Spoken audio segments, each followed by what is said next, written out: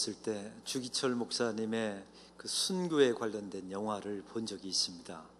주기철 목사님은 일제시대 때 신사참배를 하지 않았다는 이유로 옥에 갇히셨다가 굶주림으로 옥사하셨던 우리 한국교회 자랑스러운 순교자입니다.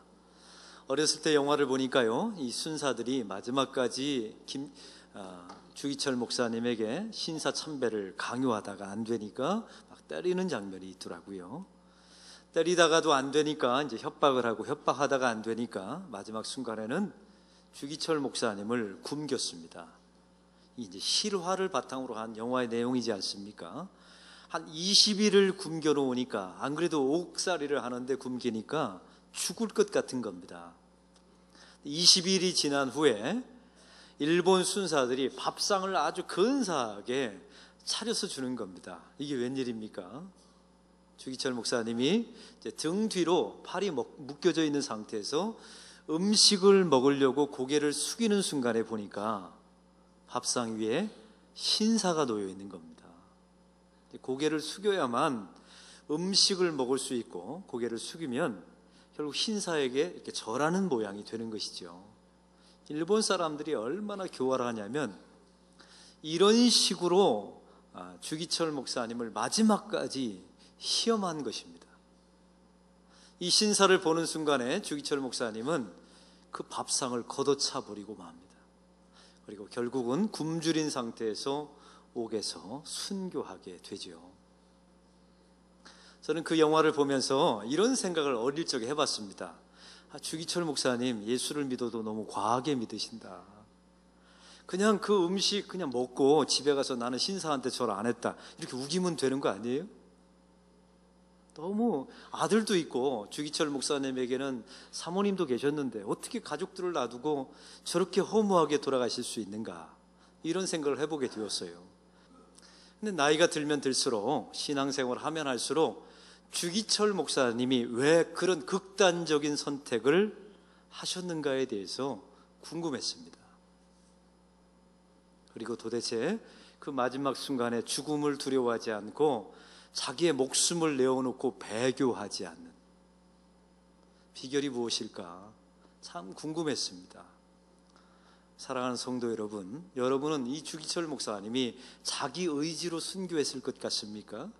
아니면 나는 목사이기 때문에 나 같은 사람은 목사의 책임에 따라 순교하겠다?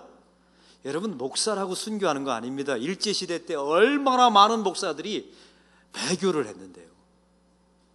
직분감에 여러분 순교하고 자기의 신앙의 정조를 지키는 게 아닙니다. 도대체 무엇이 그를 그토록 강하게 두렵지 않게 만든 것입니까? 궁금했습니다. 초대교회 역사도 마찬가지입니다. 여러분, 초대교회 역사를 보면 다 핍박의 역사입니다. 기독교를 뭐라고 말한다고요? 성도들의 피를 먹고 자란 종교가 기독교라고 말합니다. 기독교의 역사는 순교의 역사예요. 이 사도행전의 역사를 보십시오. 다 대부분 성령의 역사이기도 하지만 순교의 역사입니다. 수많은 성도들이 신앙의 정조를 지키기 위해서 자기의 목숨을 내어놓고 지킬 때 이 교회의 전통이, 신앙의 전통이 이어지게 된 것입니다. 예수님의 제자들의 면면을 보십시오. 다 비겁했습니다. 다 도망자들이었죠. 예수님께서 십자가에서 죽으셨을 때 그 십자가 밑에는 제자들이 없었습니다. 그런데 놀라운 것은 누가복음에서 사도행전으로 넘어오면서 그 공백 기간에 엄청난 제자들의 변화가 일어나요. 사도행전에 들어들면서 모든 제자들, 12명의 제자 가운데 1명만 자연사했고요, 11명이 다 순교를 당합니다. 무엇이 그들을 바꾸어 놓은 것입니까? 이 당시의 순교는요, 여러분 곱게 생각하시면 안 됩니다. 기독교의 역사에 보면 나무 기둥에 매달아 놓고 불로 태워 죽였습니다. 그리고 사자굴에 집어넣어서 사자의 밥으로 만들었습니다. 여러분, 이거 영화 드라마 아닙니다. 이게 기독교의 실제 역사예요. 그리고 그래도 예수님을 믿겠다고 고집하면 산채로 사람을 짜서 기름을 만들어서 불을 피웠다고 합니다. 이런 상황 속에서 도대체 성도들은 무슨 마음을 가지고 버텨냈을까요?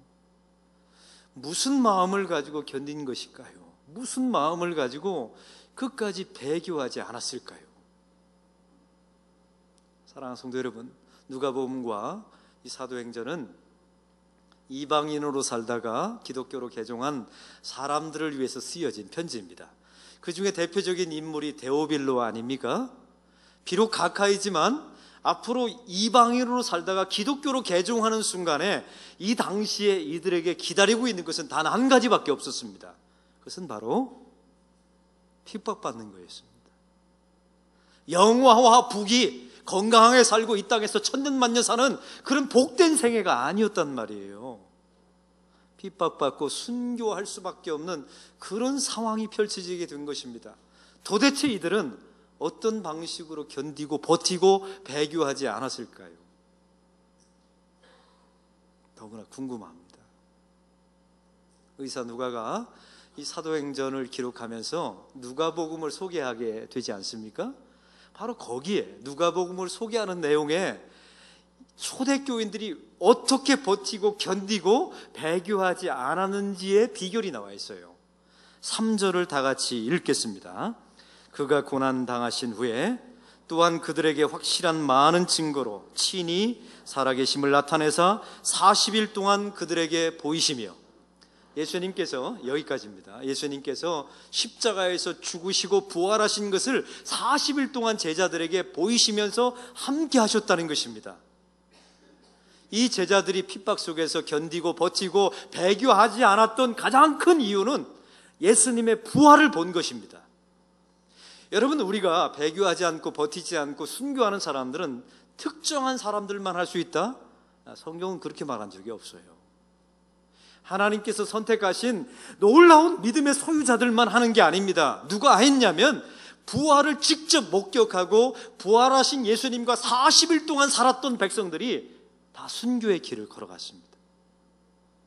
그 예수님의 부활을 나의 부활로 믿은 사람들이, 그들이 버텨냈습니다. 그들이 견뎌냈습니다. 그들이 죽음의 목숨 앞에서도 배교하지 않고 끝까지 신앙을 지켰습니다. 사랑하는 성도 여러분, 여러분도요, 만약에 우리가 타임머신을 타고 2000년 전으로 돌아갔어요. 그래서 살아계신 예수님을 보고 그 예수님이 돌아가시는 걸 봤다고 합시다. 근데 사흘 후에 예수님이 부활하셨어요. 그 부활하신 예수님을 여러분이 40일 동안 함께 겪으면서 살아봤다고 합시다. 그럼 여러분은 순교하겠습니까? 안 하겠습니까? 당연히 하죠. 당연히.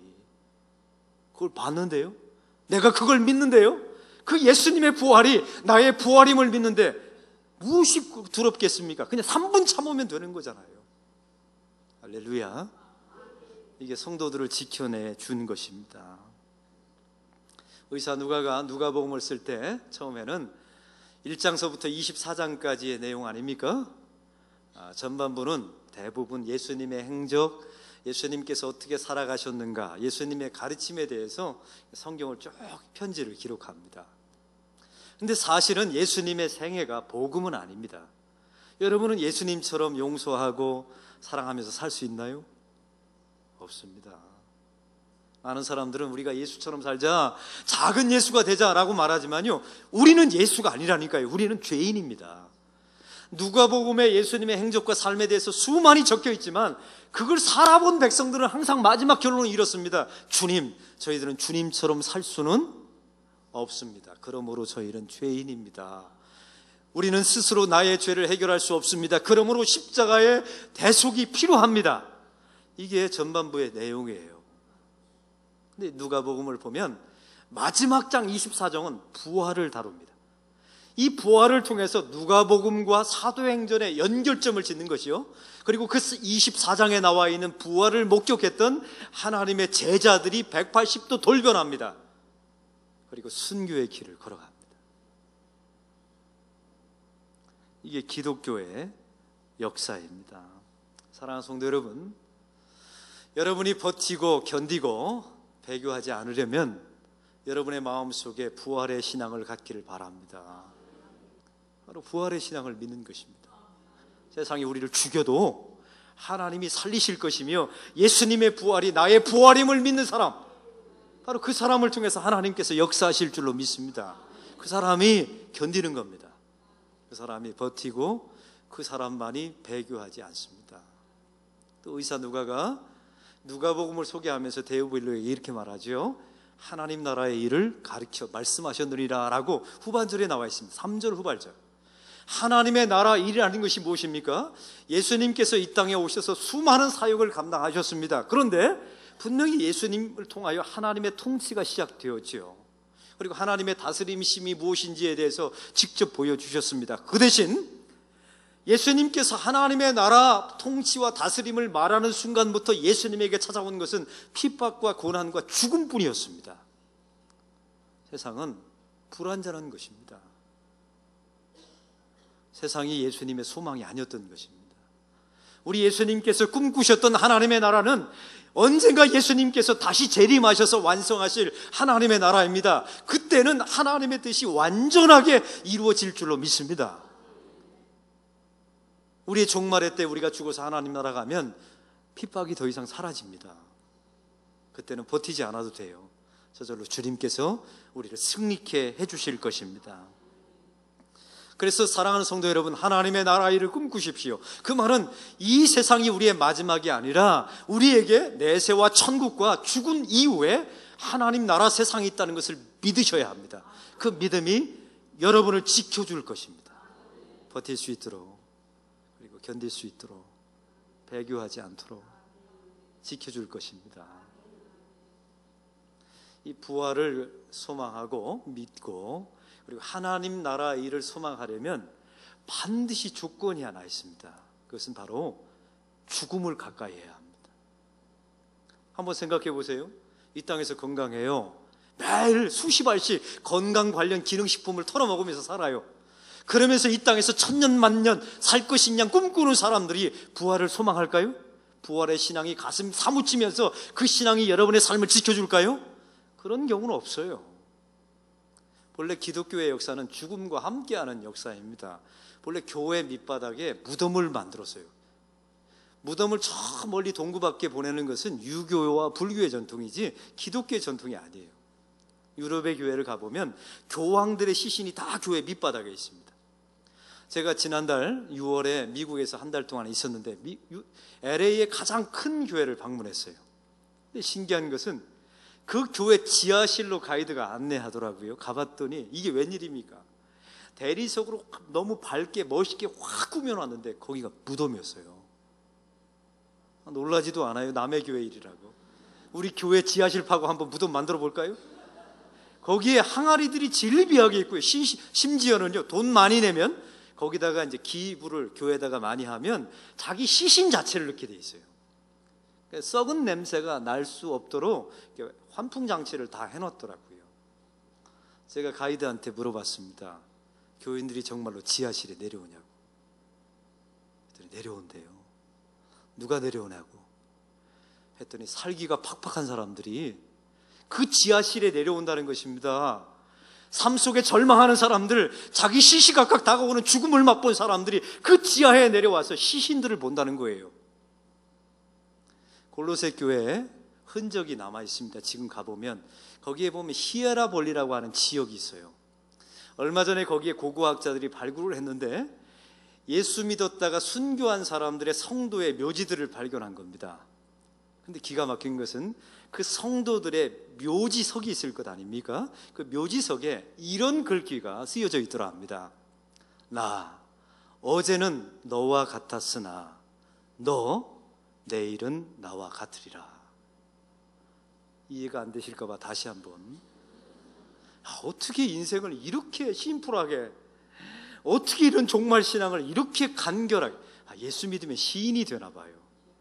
나 어제 너와 같았으나 너 내일 나와 같으리라. 이 글귀가 써 있더라 합니다. 사랑하는 성도 여러분, 우리 교회 조원준 선교사님 돌아가셨죠. 제가 너무나 사랑하고 존경했던 이재원 집사님, 사찰 집사님이 한참 전에 돌아가셨습니다. 그런 분들의 죽음을 생각하면 여러분 무슨 말이 떠오르십니까? 그 이재원 집사님이 저에게 이렇게 말하는 것 같아요. 나 어제 너와 같았으나 너 내일 나와 같으리라.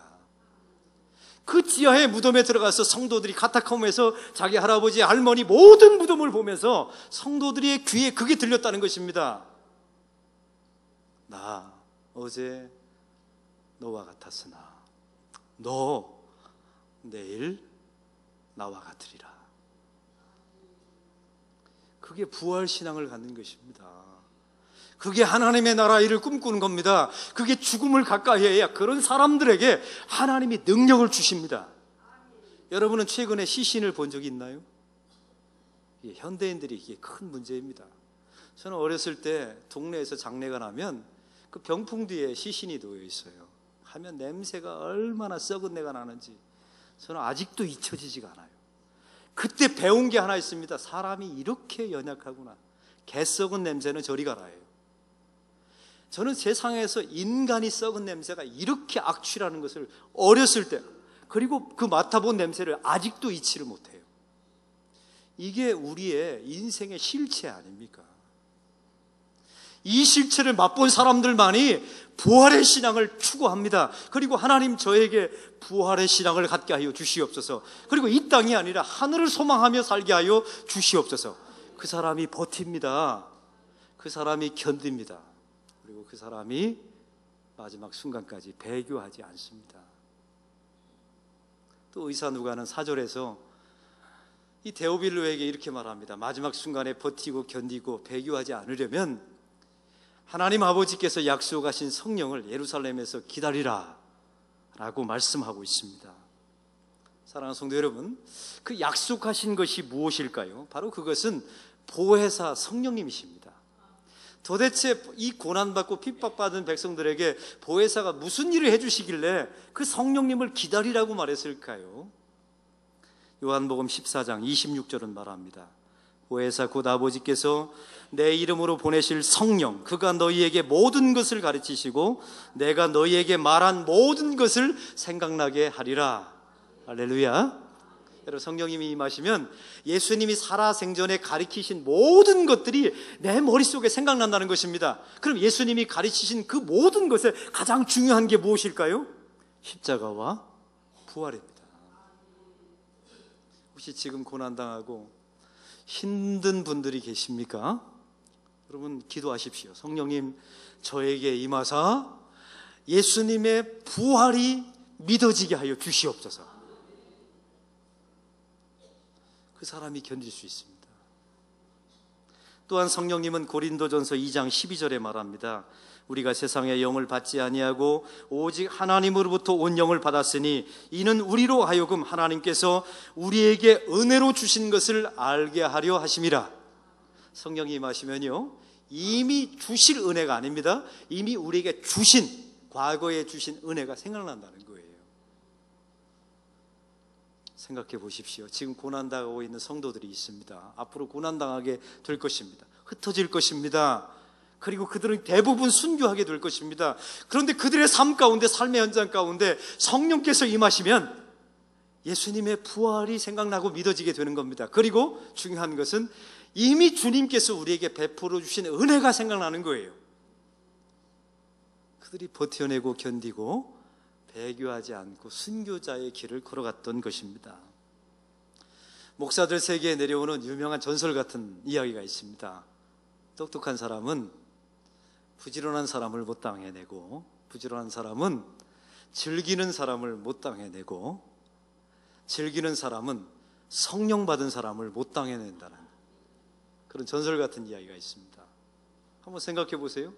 자기 삶 가운데 성령이 임한 사람은요, 내 힘으로 일하지 않습니다. 성령께서 주도하시죠. 그리고 부활을 꿈꿉니다. 그리고 그 안에 두려움이 없습니다. 그리고 내가 받은 은혜를 날마다 고백합니다. 그리고 땅을 소망하지 않고 하늘을 소망합니다. 그 사람이 얼마나 능력 있게 사역할까요?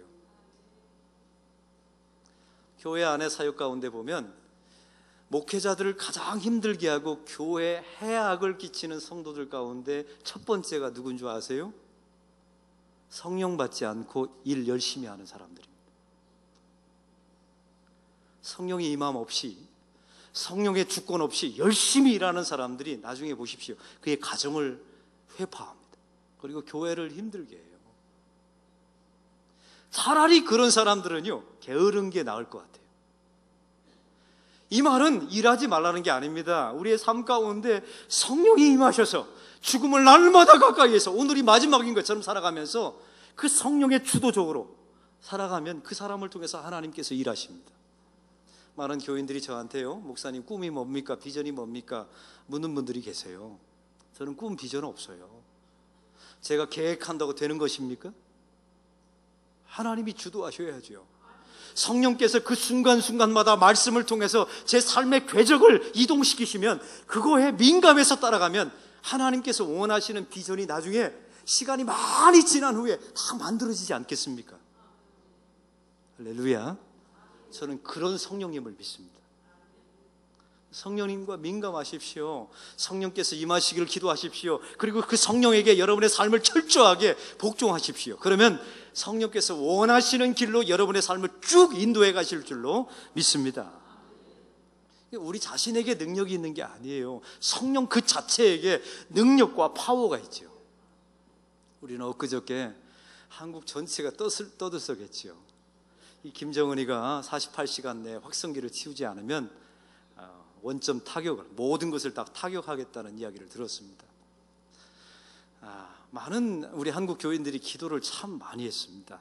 근데 중요한 것은 군사 전문가가 이런 말을 하더라고요.